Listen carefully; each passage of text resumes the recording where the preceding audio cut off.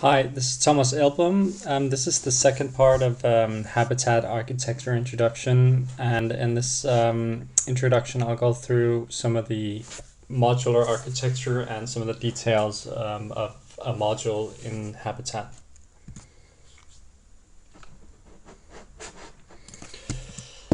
So the modular architecture is about breaking down the application and the solution into smaller manageable chunks and making sure that the boundaries between these modules are clearly defined, ultimately leading to more simplicity and increasing productivity, making it more easy to manage and change and adapt the solution. Um, So simplicity is one of the key elements of the Habitat framework, and it's really all about consistency. It's about keeping things the same, so that when you dive into one solution or the other, when you want to adapt something, it's very easy for you to get into how it's structured, where to fix things, where to look, and what each of the changes means to the overall solution.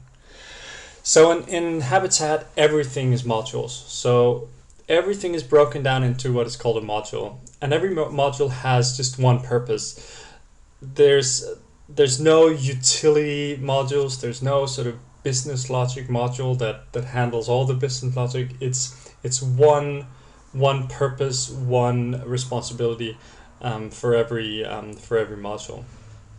And then, of course, it's about keeping the modules as separate as is possible to in a good old object-oriented principle, with high cohesion inside the module and low coupling outside of the module. Also, an essential thing is that a module is self-contained. We'll dive into some of these principles just for a few seconds, but a module is self-contained, and a module is as stable as possible. So the first one, making a module self-contained.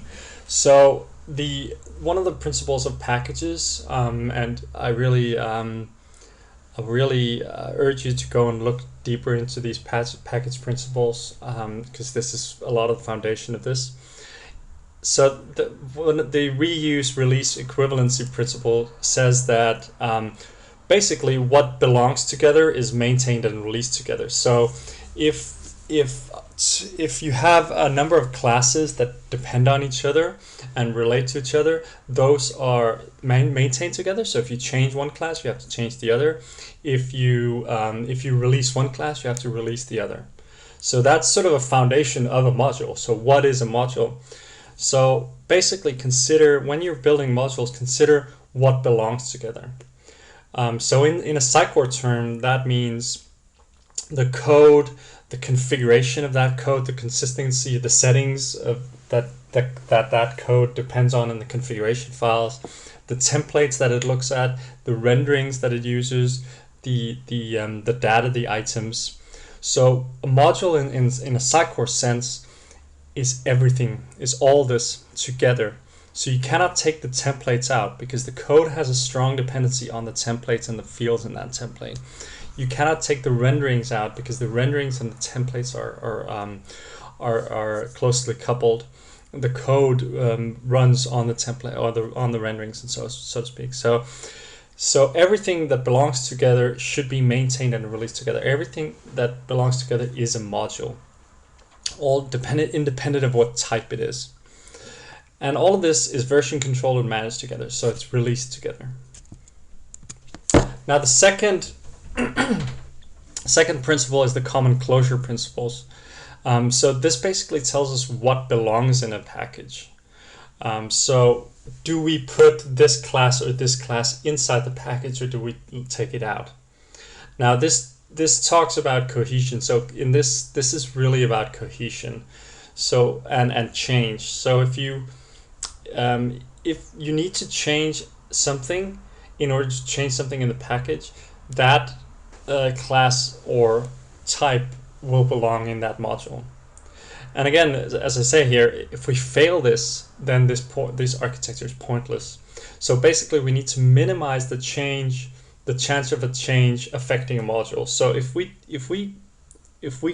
make the dependencies, if we have too many dependencies between the different modules, and one change affects too many modules, then this whole architecture is pointless. So the point is to try to find out what data belongs in what module and what type of data belongs in the modules.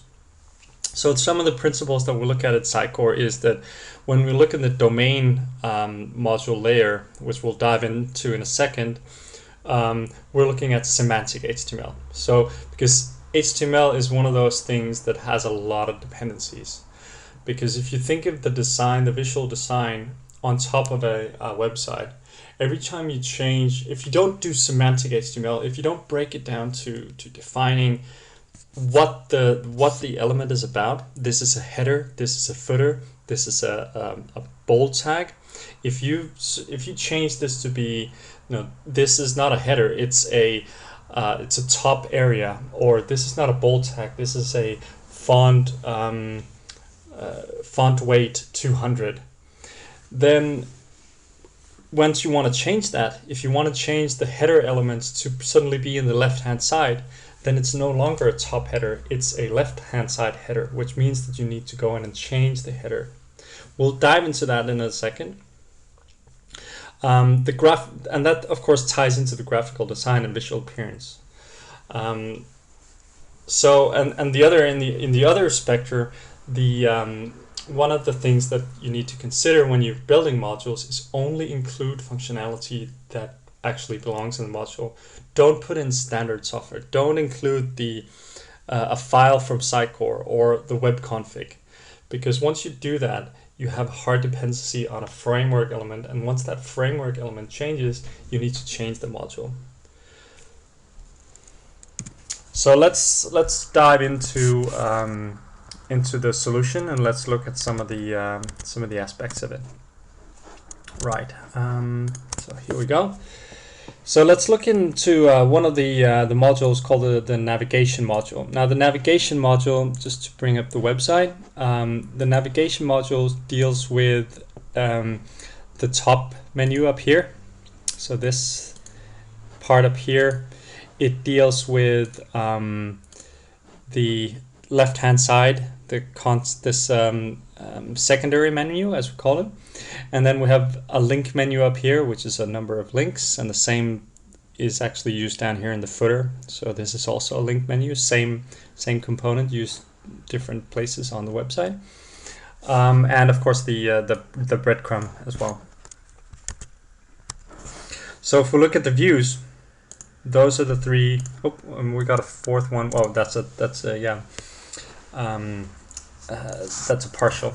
So we've got a primary menu, we have got a secondary menu, we've got a breadcrumb, and we've got a link menu. So those are the four views that we have. And they use, as you can see, they use a model here, which is called navigation items. So this model is defined up here in the models area. In this is again in the same component, everything belongs together. Navigation items, and this is basically a hierarchical list of the items in the menu. And of course, this is all handled by a controller, the navigation controller. In that we have the four views. We have the breadcrumb, the primary menu, the secondary menu, the link menu. So if we look inside Sitecore, then we will see that inside the renderings,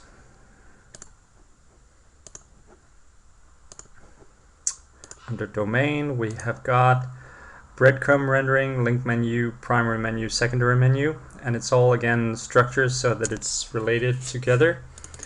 And if we look at the primary menu, then that is the navigation controller, primary menu controller. So easy peasy. Now, when we then dive into how it's built. So if we look at the primary menu in here, this is all one of the foundations or one of the frameworks that we know that we have in Habitat is Bootstrap. So everything in here is basic Bootstrap. So we've got basic Bootstrap with an addition of some semantic IDs, like an ID called primary navigation, for example, here. So this all allows us, those classes together allows us to in our visual design, to change this to accommodate whatever design we want, because that's the whole point of Bootstrap, is to be able to tweak it so that it looks like we want it. And we've got, well, basically a navigation with a hierarchical view. It drops down and it runs through the children to create the drop downs. If we look at the navigation controller, then the navigation controller uses a navigation repository, which is sort of a domain-driven design concept. So go in here, takes a context item, and then in the primary menu it will get the child navigation items under the navigation root, which is the home item, and then returns those. But one of the points here is that how do we know whether an item in the Sitecore tree goes in the navigation or not? Well, this is where we use templates. So templates again belongs inside in the module, but obviously it'll be different page types that have navigation properties. So what we use is template inheritance. So in the under templates here, under Habitat, we have domain, navigation. We have the different types of templates that the code in the navigation project relates to. Now this is very important, that the navigation project only knows about these templates. It doesn't know about the page types of the project. It doesn't know about the title field of an item. It only relates to whether a page is navigable. So basically whether an item in Sitecore is based on the navigable template. And in the navigable template we've got a navigation title and a checkbox which is show in navigation. So once we're running through the different templates here, so here we're looking at the child navigation items. We get from the parent item, we get the children, where, and then it says include in navigation. Now how do we know that? Basically by asking, is this item derived from the navigable template? Now again, one of the problems or the challenges of Sitecore is that a lot of things are string based. So there's a big risk of having loose references or loose couplings all over your project. One of the ways to get around that, or to try to steer away from that, is by defining constants. So one of the consistencies about Habitat is every time there's a reference to something in Sitecore from code, it always refers to a constant. So one of the principles is that every project that has templates has a templates.cs in the main namespace, and this defines the different templates in that project. So it has a navigation route template, it has the navigable template, and this is where we map to, in this case, the IDs of all these. So show in navigation, navigation title. That way, every time we refer to the navigation title field, we use this constant. If for some reason, which really shouldn't happen, we need to refer to that field from another module, so let's say from the metadata module, then that metadata module will need a hard reference down to the navigation project in order to refer to that template. Now in that case, we actually get the help of Visual Studio and C# to steer us away from some of the problems around circular dependencies and dependencies going crisscross all around the project. So this is a very helpful way of allowing us to steer or to maintain consistency in the project. So if I look at, for example, the news project, same principle applies. We've got templates here, which is a news article, which has a title, image, date, summary, and body. If we look at the view, then we've got a news article view, which is a very standard semantic bootstrap HTML. It defines a news item with an H2 that refers to the title field, a well here, which is the date, and then we've got some hard-coded tags here, and then we've got an image and the body field. So again, very straight semantic HTML, like that.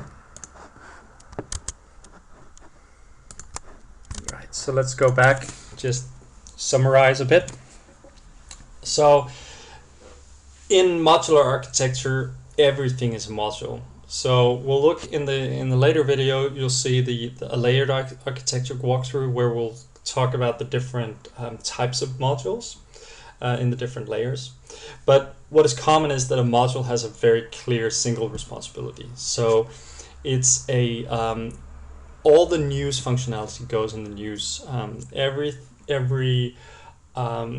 All the navigation parts goes in the navigation, and all the different types that has to do with the configuration or with a module goes into this module.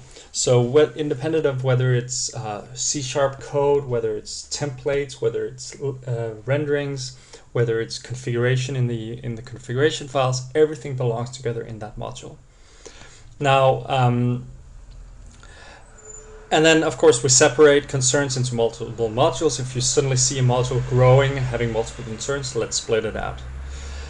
And one of the important things as well, which is quite tricky to get right, is naming. So try to find out what is the purpose of a module.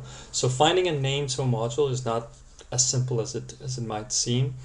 But what we need to consider is, what is the purpose of the module? What is the module actually achieve? So an example is a customer comes or someone says we need Google Analytics on every page.